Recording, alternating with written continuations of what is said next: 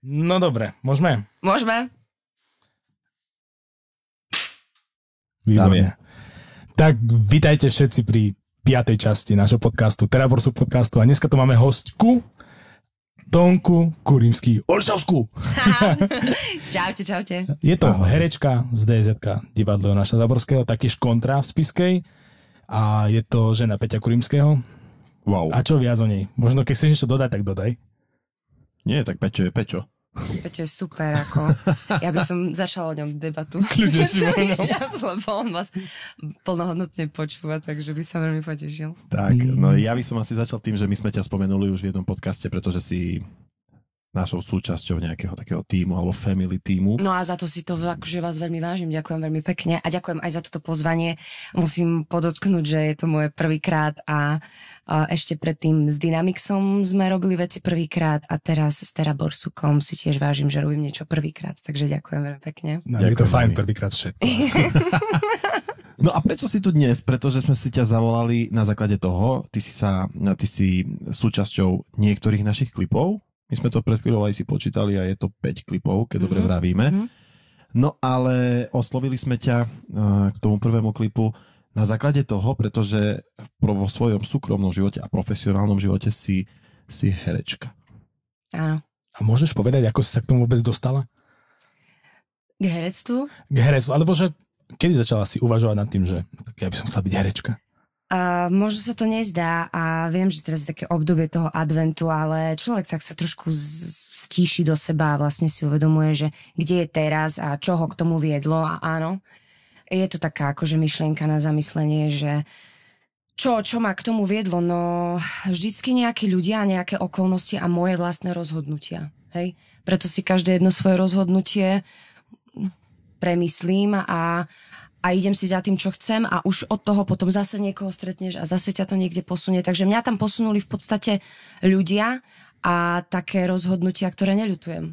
Keby som ich ľutovala, tak prečo by som sa proste tu a teraz trápila. Ale áno, tomu herectvu stredná škola, tým, že mám pedagogickú strednú školu a nedám na ňu dopustiť, pretože je to super škola, ktorá mi dala veľmi veľa po všetkých tých stránkach, tak som tam mala aj tvorivú dramatiku. Na nich moju úžasnú učiteľku, ktorá je momentálne dokonca už riaditeľka a ostala moja veľmi, veľmi blízka priateľka. Ona ma ovplyvnila, čo sa týka nejakého prebudenia skrz dramatiku. A ona mi dala taký podnet, že či nechcem ísť na to herectvo. No. Tak som šla do tej Banskej Bystrice. Neviem, Bratislava ma nelákala. Možno som mala aj rešpekt, ale tá Bystrica mi prišla taká rodinejšia a taká ako Prešov, hej, že a bolo tam tiež skvelo. Do 3. ročníka a potom som externe vlastne doštudovala už zo Spiskej, kde ma naverbovali v 3. ročníku už do divadla na angažmá. Aký to bol pocit, keď si dostala nejakú informáciu, že ťa naverbovali alebo ťa chcú do divadla? No, tak ja som hneď prišla za mojím úžasným učiteľom Ľubom Mindošom, ktorého tiež pozdravujem a ľúbim a tiež je to môj veľký priateľ aj s jeho rodinou, s manželkou aj s dcerou. A z Prešova herec Datky. A on mi rovno povedal, Ľubo, počúvaj, tak sme ešte vonku chodili fajčiť cez pauzu. Ja neviem, čo mám robiť. Vieš, ma zavolali do Spišskej Novej Vsi, do divadla a ja neviem, čo mám robiť. A on taká ruská škola, proste, či vlastne v Kieve študoval, tak na Ukrajine, tak proste, počúvaj, tak ti poviem. Chceš ešte chlastať 2 roky niekde tu na vysokej škole, alebo chceš už naozaj akože byť zodpovedný človek a učiť sa niečo nové a naberať skúsenosti? No a prišli rozhodnutia, nie? Tak som učinila rozhodnutia a šla som teda do tej Spiskej a bavili sme sa aj tam. Super, to bol nejaký ten taký odrazový mostík, lebo teraz si primárne v tom DZ-ku divadlo Jonáša Záborského v Prešove, aby sme to povedali. Alebo ešte medzi tým bolo nejaký prestupový?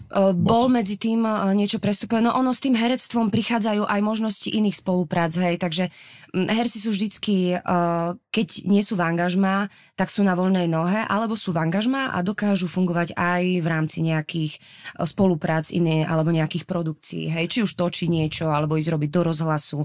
Ja chodím nahrávať audioknihy do Levoče, spolupráce napríklad ako my sme mali, hej, že nejaká tá tvorba nikdy sa nestaviam do pozície režisera, ale vyplynula z toho nakoniec vlastne taká ako keby zodpovednosť za to, tú produkciu a takto, ale presne aj v tom Spišskom divadle som mala spolupráce s ľuďmi a presne som si takto naberala ľudí a v konečnom dôsledku aj s tým divadlom Kontra, v ktorom som doteraz. No a potom som sa rozhodla ísť na voľnú nohu aj s mojim Peťom. A vlastne sme sa vrátili na základe istých okolností naspäť do Prešova, takže naspäť domov. Ako som sa dušovala, že ja idem do sveta, ja sa v živote nevrátim, lebo ja idem... No, človek zistí, že kde má tie korene a kde ho to ťahá a Prešov je...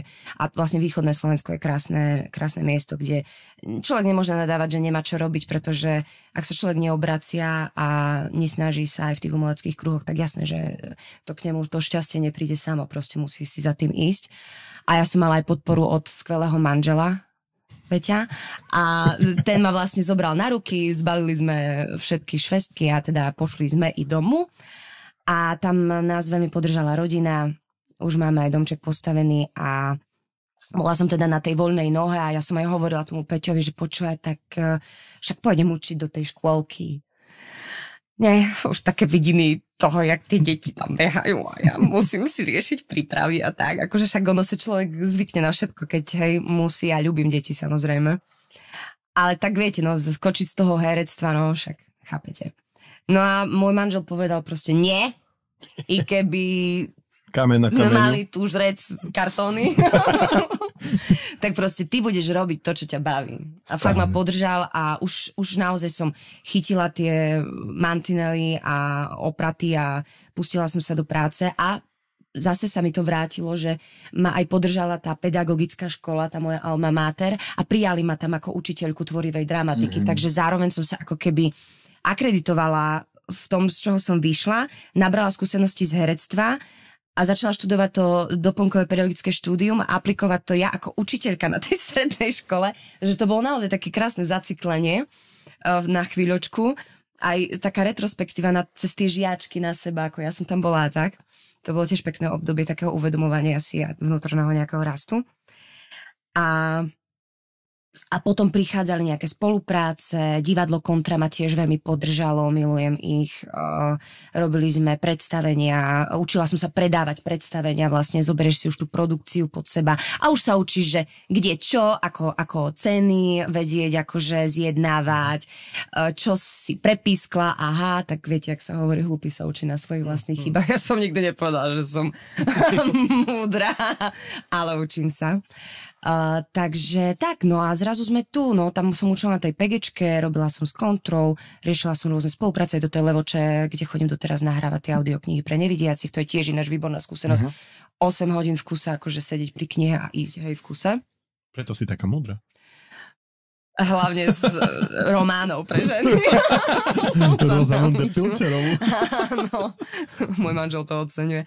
No a potom prišiel konkurs do DJZ-ka a tam už som išla taká, akože fakt v rámci hereckej branže, 30-ročná herečka, to už je dôchodca, akože na konkurzy naozaj. Vážne? Tak viete, v divadlách už sú, akože keď výsostne nehľadajú niekoho v tej vekovej kategórii. Čiže teba hľadali ako MCBP? Ja som tam bola s tými vysokoškolákmi, som ale co ja tu robím? A ešte som išla posledná, tak to bolo... No ale pozri sa, si tam? Koľko rokov? A nakoniec teda... 5. rok, neviem, ono to tak zletelo, aj tá korona medzi tým bola, takže fakt. A opravom, ty si, ak to nie je pravda, ty si bola členka aj tu Babadla, čo je vlastne babkové divadlo. Áno, taktiež popri tej PGčke a popri Kontre, tak som s tým, že som učila, tak som akože nadviazala aj na tú prácu tvorby s deťmi a s bábkou, čo je úplne zase iný odbor, tá bábkarina, ako činoherné divadlo, pretože v tej bábkarine, a za to veľmi pekne ďakujem Milke Labudovej z divadla Babadlo, tam ona ma fakt naučila tiež.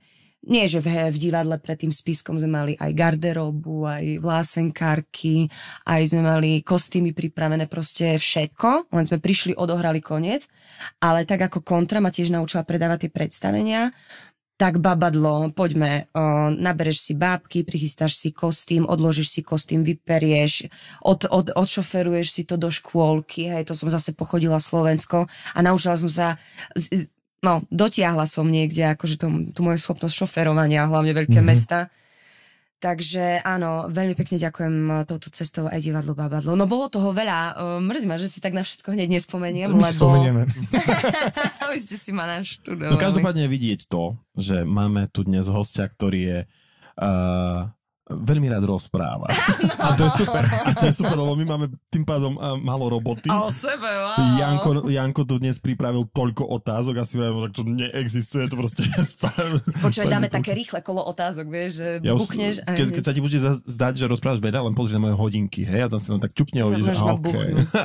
Rozprávaš krásne. Ja som dorozprávala. Sme tu a teraz a teda aj s vami spolupráca bola super, aj s chlapcami z Global Diamonds, z Lipána, fakt perfektní chlapci. Aj minule sme spolu robili 130. výročie gala program pre PGčku, takže fakt tie cesty sú také, viete, že už stretneš tých ľudí a už si spomenieš a zase sa spoja a zase sa rozdelia, takže takto. No rozprávame sa o tom, že sme tretie najväčšie mesto Prešov a ja si osobne myslím, samozrejme to divadlo Jonáša Zaborského, tam je to veľké divadlo a asi nič nemôže byť krajšie, ak rodáčka, Prešovčanka, keď sa nemýlim, nakoniec je plnohodnotná herečka vo svojom rodnom meste v Prešove. To je fakt veľmi pekné. Cieľ. Herecký, tak sa spýtam. Alebo už možno nemám cieľ a si poviem, že OK, skôr možno je tam nejaký cieľ taký, že čo som si už splnila, to už mi padlo, alebo ako to vidíš? Neviem ti to tak povedať, no ja sa tak aj držím, tak mám v sebe vždycky, že neexistuje veľká postava, neexistuje malá postava, existuje malý herec. Lebo vždycky sa vieš pohrať aj s tými menšími postavičkami a v tom divadle sme skvelý kolektív, naozaj.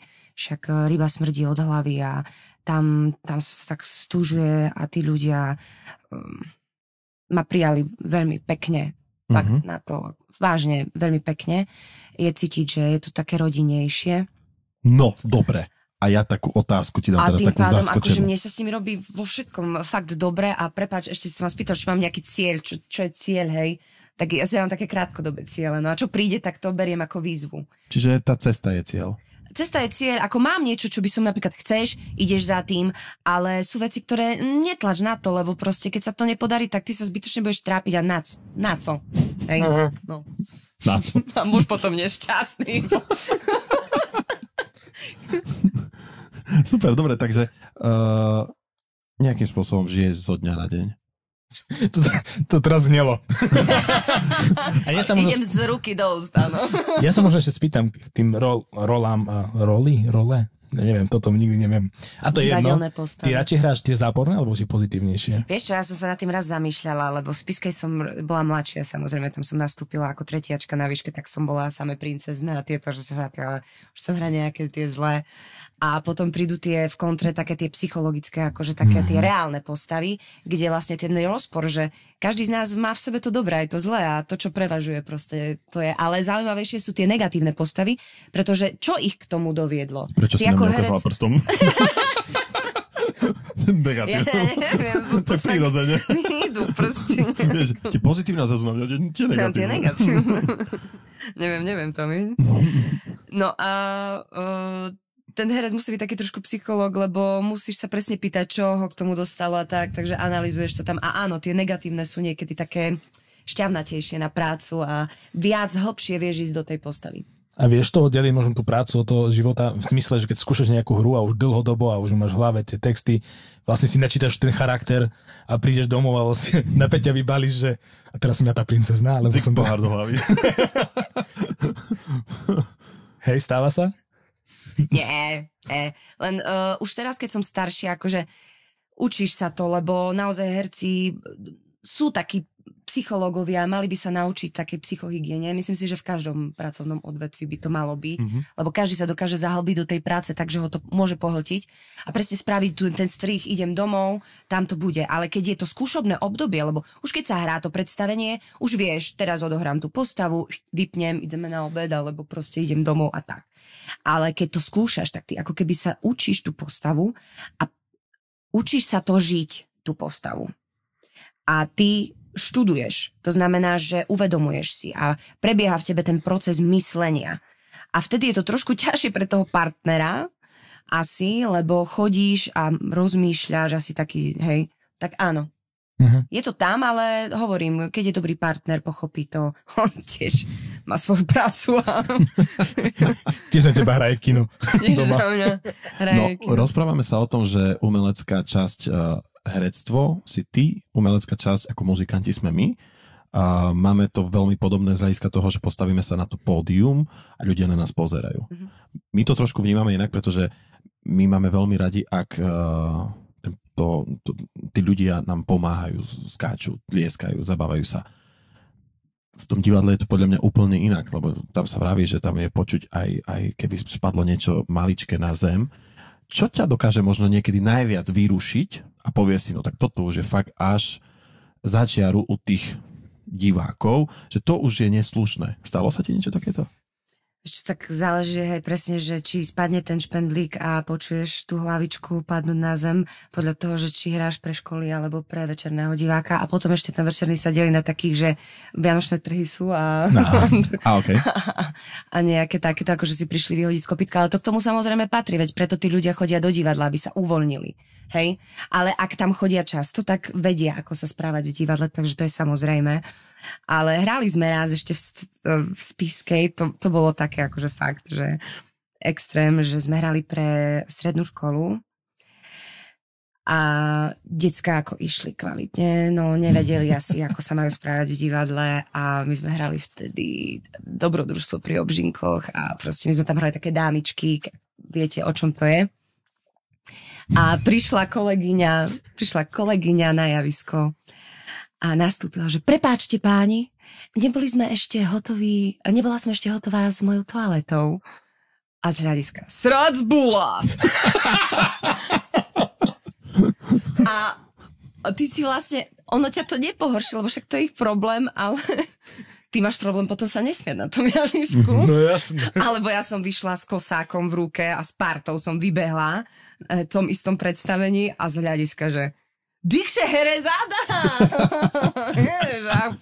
a poď hraj, no. A stalo sa ti aj niekedy tak, že dajme tomu bol nejaký brep z hľadiska možno aj oblečenia, že zabudla si niečo, bolo, ja neviem, si mala sukňu, bolo nejak zle zastrčené, niečo také, ty si o tom nevedela, alebo vieš, proste to je jedno, niečo z oblečenia a videla si úškrný ľudí a zrazu si povieš, ty vole, ale by som zabudol nejakú rekvizitu, povedzme, alebo niečo asi také. Asi nie. Nebolo niečo ako takéto. Stane sa niekedy, že utekáš rýchlo naspäť si po rekvizitu alebo niečo, ale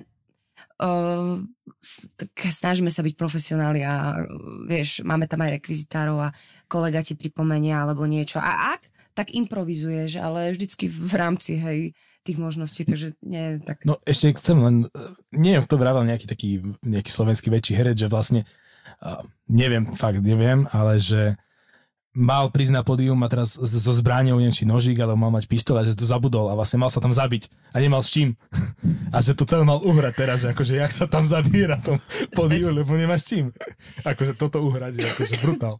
Včera sa stalo, No, poď, ty nechceš povedať asi. Nie, to je čerstvo, to si mi pripomenul teraz to zbraň, lebo hráme Chicago teraz v divadle. A Gabika, moja skvelá priateľka, kolegyňa Gabika, pozdravujem ťa. A myslím to v tom najlepšom zmysle slova, toto bolo teda rozkošné včera, pretože majú tam hneď na začiatku scénu a ona má tam zabiť kolegu a vytiahnuť zo saka zbraň a nebola. On sa otočil a ona na ňo takto, tak si sakom prekryla tú ruku. No, a vystrelil vlastne technik zozadu, lebo teraz taký zákon, že nemôžeš strieľať zo zbrane, vieš? Okay. Takže máš také stroje a tie stroje vlastne vystrelia ako keby to ako delobuch, alebo proste tieto petardy. Už to vystrelilo, no tak akože fajn, tak áno. No a boli aj už trošku tak premostím, že aj nejaké zranenia? Rozprávam sa o tebe teraz, hej? Že moje konkrétne. Áno, akože neboli extrémne, ale väčšinou sú také buchance, alebo... Čo vtedy povieš? Audo. No, ako pomyslíš si, alebo tak akože podľa možností. Ale stalo sa nám s kolegom, tiež to bolo v Spišskom divadle, že sme mali dialog a ja som sa tak nešťastne postavila, že som vstúpila na sukňu a chytila som ho a ako sme padali, ešte som ho kopla do rozkroku a tak to sme skončili akože obidvaja na zemi. A bolo to ako pre koho vtipné, ale no, prežili sme to. A ešte možno trošku zabrním, možno teraz premostím od divadla, možno k tomu, nechcem povedať filmu, alebo ani seriál, ale neviem. Chcem nadviazať na rodinné prípady. Raz si sa tam vyskytla, alebo minimálne iba raz, neviem teraz. Dvakrát? No, neviem. Ja si ťa len vtedy pamätám a som si nepovedal teba, ale povedal som si Mojmíra Procházku. Lebo s ním si to hrala a toho možno ľudia budú poznať z YouTube určite, s Matejom Zrevným a tak. Že ako prebieha to natáčanie vlastne s takým komediantom možno, ale vôbec všeobecne to... A to Mojmír to ešte vtedy akože nebol takto, vieš. To bolo ešte skôr, neviem, či on nejaké hamburgery neriešil, či čo, nie, to si robím srandu, ale sme sa tak bavili akože. A potom som ho zrazu zbadala, že hej, robí to, čo robí. A robí to super, takže ho sledujem, aj pozdravujem teda, ak sa náhodou pozerám. A čo si sa vlastne pýtal? No, že vlastne ako to vlastne prebieha také natáčanie? No to tak vyzerá, že natáčame tam, ja neviem, niečo, co sa deje týždeň, nejaký problém a ty... Tam to je, vieš, to je tiež, tam je produkcia, tam je veľmi dôležitá produkcia, to sú veľké projekty, kde oni castingovo zháňajú takýchto ľudí, ktorí sa tam obmieniajú, že nemajú tých stálych hercov a ak sú projekty, kde sú tí stáli herci, tak oni vlastne castingovo zháňajú tých hercov, ktorých dopasovávajú do natáčacích dní, vieš. A musia myslieť aj na nás, že keď ideme z východu, že potrebujeme nejaký čas na to. Ale tieto záležitosti bolo super, že to sa točilo vlastne. Prišiel si jeden deň, večer bola čítačka a nasledujúce 2 dní sa točilo v kuse. A robili sa exteriéry, interiéry, to máš presne rozpísané, dostaneš scenár a robí sa to akože sekvenčne. A to je super, lebo má to tú výhodu presne, že je to kamera, takže vie sa dať klapka a ide sa ešte raz, hej, keď sa niečo stane a opakuješ si to, takže... Takže má skúsenosti aj s telkou, má skúsenosti aj s divadlom. Väčšie srdce je čo? Hovorí, že to divadlo je tu a teraz, vieš, tak aj to, ale zase keď sa točí, tiež som tu a teraz, ja si to potom nepozerám v telke. Hej, je to pre mňa skúsenosť a stretneš super nových ľudí, spoznáš, takže ja naozaj neviem povedať, čo je viac. To je ako keď mňa sa minule pýtali, že Tomáš, keď pozeráš teraz podcast, ako sa sám na seba pozerám. Hovorím, ja to nepozerám. A keď Janko mi niekedy pošle, kým to ešte ide vonku, že no pozri si, ale nebudem klamať, že predposledný podcast akože... No vidíš. Už to je také, že no čo budem na sebe, veď ja si pamätám, čo sme sa tu rozprávali a takto. Ale rozprávala si o tom natáčaní tých rodinných prípadov a samozrejme pravdepodobne je tam asi každý profesionál herec. Teraz ja premostím k našim klipom. Natáčali sme viacero klipov. Otázka znie, pretože my, chlapci, sme muzikanti, nie sme herci.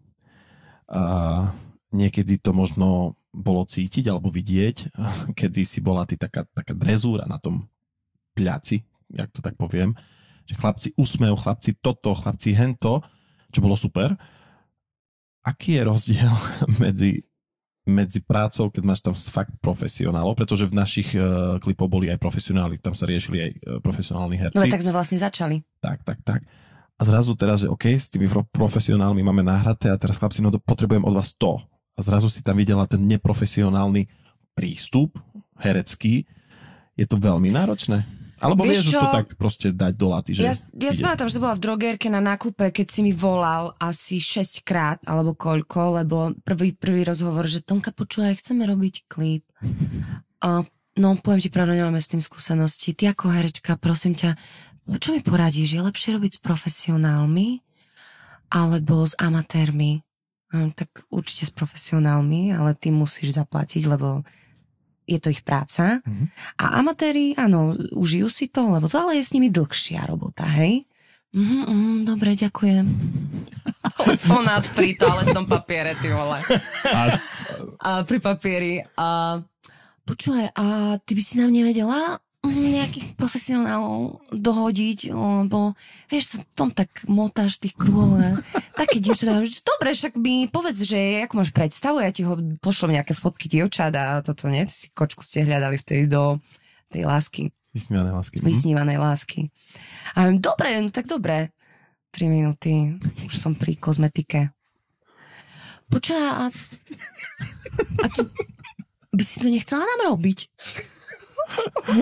Dobre, tak som to ešte nikdy nerobila, no ale však poďme na to. Ešte trpezlivosť tam bola, Ešte tam bola tá trpezlivosť a nakoniec som aj zaplatila v tej drogerii, vyšla som odtiaľ a vošla som do tohto klipu a do tej spolupráce a bolo to zaujímavé, lebo však tam sme točili v Košiciach, vtedy vy ste už spomínali v tom podcaste, nie, že tam boli tie majstrovstvá a teraz a to som nevedela, koľko povolení človek potrebuje, aby, hej, a to ani nám nestala kamera na zemi, lebo tam si potom potreboval od mesta povolenie, lebo používaš pôdu mesta používaš na toto, takže hej, aj tú vodu sme riešili, aj tú záhradku, aj všetko, aj tam tí všetci policajti a zahraniční hostia sa tam fotili. Míni, no strom. Sice tam má toho anglického, nie? Oni sa s ním fotili, ako keby slovenský kroj, nie? Majstrovstva. No, takže áno, bolo to zaujímavé. Na z tých klipov, čo máme? A prepáč, ešte, a to som chcela povedať, že vy ste v tomto skvelí a potom sa niečo čudovať, lebo ste tu, kde ste, na svojej ceste a ja vám veľmi držím palce, pretože vy ste to chceli. A nie, že ste boli neprofesionálni, vy ste len nevedeli, že čo, ale keď sa povedalo, tak ste proste išli. Tak, ako ste vedeli, vieš. A postupne ste sa vymakali, lebo už ste nabrali skúsenosti. Takže nemyslím si, že nejaká spolupráca s vami bola neprofesionálna. Ono to bolo obdivuhodné pozerať to, že chlapci klapka, bim, nie, ešte raz, poď, bim, tak sa tvár, vieš, tak, bim, ešte raz, nie, počúvaj, ale musí sa tak tváriť. Zrazu nabehli herci, klapka, bim, dobre, ideme ďalej. To bolo brutál, človek tak sedí, skrčený a si vraví, no teraz čo? Tak sa tvár, to nie tak.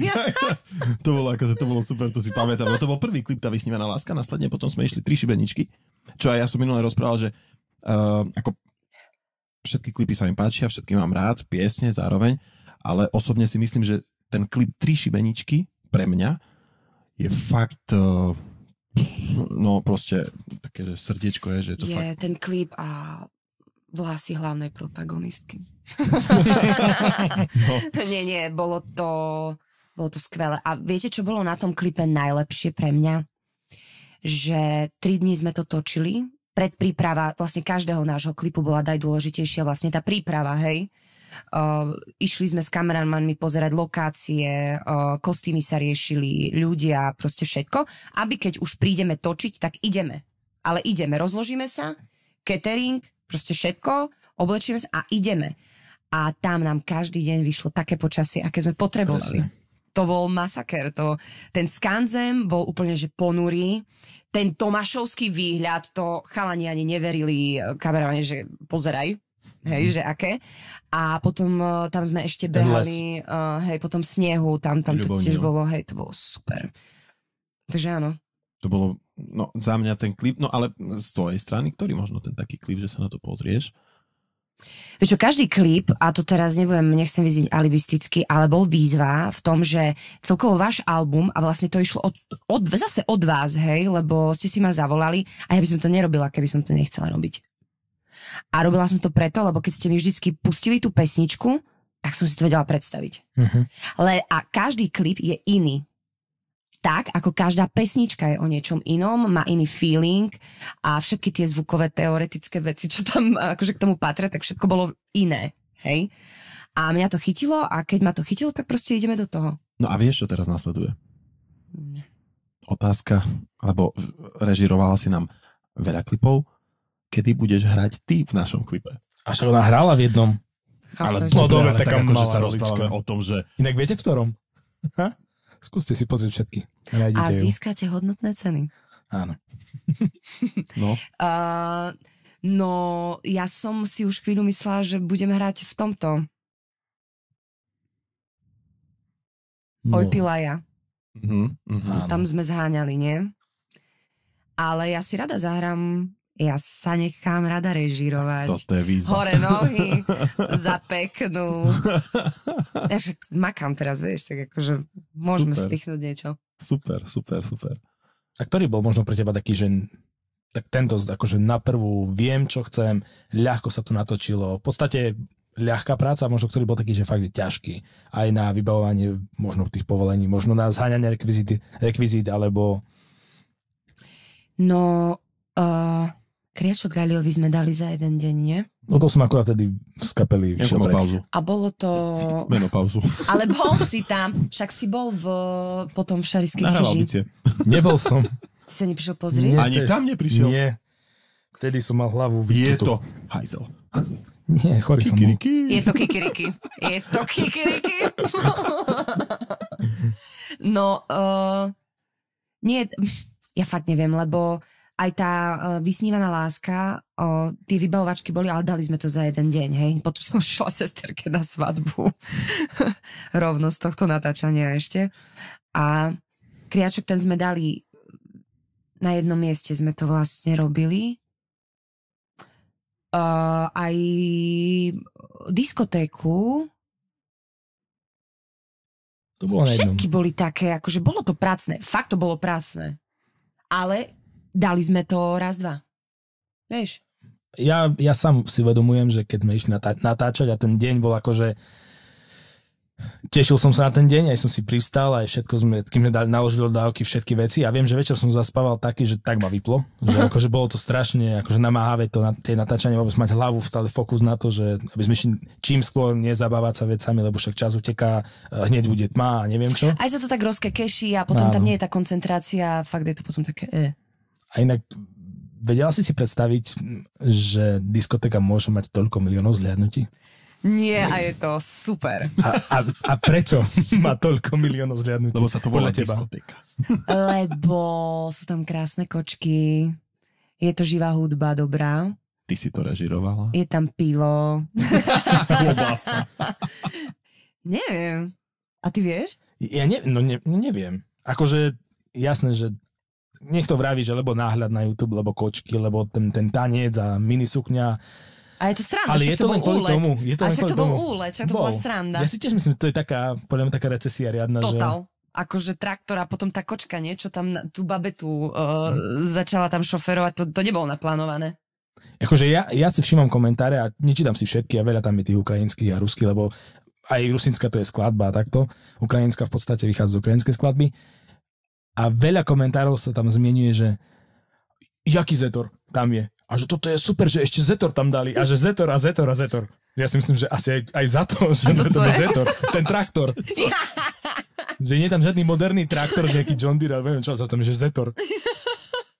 To bolo retro, total. Tak to trafili, ešte to autíčko, nie? Čo chalanov bolo z Global. Taký, čo to bolo? Neviem, Volkswagen to bolo, no? Také retro to bolo, dobre, potom akože jasné, že niektorí ľudia tam riešia detaily, akože pomaly, že nie amalganové blomby, aby sme mali, hej, lebo to je proste, nie je to tá doba, hej. No, tak poďme si tu teraz, vieš, niečo dokazovať, keď sa proste máme baviť, ale ja si myslím, že to bol super úlet. Báby sa zabavili aj Pompom, Jožko Pantlikaš, čo som ho oslovila a išiel taký, že tiež herec z Datky, má veľa skúseností, akože s hraním a tak a no, uvidí teda, že čo to bude, lebo nepozná, nevie. A nakoniec odchádzal nabalený, pivečko, všetko. A že dobre to bolo, fajn. Začali sme v tej krčme, pamätám, a viem, že sme už odchádzali, že to bolo skoro ráno, išli sme do tej stodoly. Áno. A my sme už do auta sadali a on sa ešte bavil s krčmárom, neviem čo tam, také kšefty dohadovali, ale také bežné veci. On je super človek, akože fakt je super človek a tiež som to presne chcela profesionálne brať z tej stránky, že ja ho tam nebudem držať do večera pre nejaké zábery, ale najprv sme ho odtočili samozrejme, to čo šlo s ním a potom išiel. A tiež ten scenár, ktorý bol napísaný, rozkreslené všetko, napísané, tak to je tiež tá predpríprava, že proste vieme, čo budeme robiť. A keď sa niečo pokazí, rýchlo improvizujeme, ale už ideme, hej, proste sme v tom zábehu a nie tu teraz čo? No a preto môžete aj vy, milí diváci, posluchači a všetci, čo nás sledujete, vidieť. Aj ty, Peťo. Presne tak. Ako to je, keď pri takýchto prácach je pri nás profesionál a jednoducho vidí sa ma rozprávať, bum, a sme išli, improvizovali, zrobili sme toto, hento, tamto.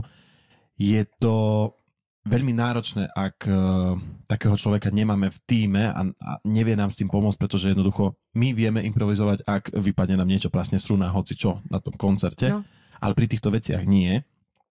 Čo by som asi k tomu povedal všetkému, prichádza čas Vianoc. My sa pomaličky blížime aj ku koncu. Vianočný čas. Čo, nášho rozhovoru? To už je koniec? No. Že ty máš tu milión otázok, poďme. Dáme dve časti. Ja som sa rozbehla, sorry, ide mi karta. A to pritom ešte sme mali dneska ráno taký telefón, že chlapci, som chorá a či to zvládnem, či to nezvládnem, hlasivky a tieto veci. Ale vidíš, ono, keď to človek možno... Vianoc, herci majú záhul. My to robíme s láskou a ono to potom samo aj ide. Áno, ešte to bola, pozerám celú moju rodinu, mamka, ocko, aj brata zo švagrinovej malniteru. To sa tak vraj robí. Tak to tak a ešte môžeš, ešte máš minútku 30. Nie. Čo? No, takže tak. Tak my by sme sa radi ťa, Tonka, tak k záveru spýtali, pretože máš veľa skúseností, máš za nás si veľmi inteligentná, zrelá žena. Čo by si možno popriala svojim maličkým, ale možno budúcim hercom, keď sa na teba pozrú a si povedia, wow, to je ona, ja som na ňu bol teraz v divadle a tak. A si povie, že jednoducho, ak chceš byť hercom, možno nejaké také posolstvo, aké im dať. On je taký srdiečkový. Taký adventný. Na také veci sa hovorí Digon. Keby som ho nepoznal, to plačem. Nie, pekné otázky máš naozaj, tak vyrovnávate vy dvaja, fakt držím palce v týchto podcastoch. Bude aj druhá časť. Ďakujem, si kúpila teraz. Ale nie, tak v tejto prvej časti by som chcela odkázať mojim nastupujúcim generáciám a vlastne všetkým ľuďom. Nech si robia, čo chcú. Nech je to v medziach ľudskosti. Nech je to v zdraví. A nech to robia preto, aby boli šťastní. A keď vás niečo nebaví a pindáte, to nerobte.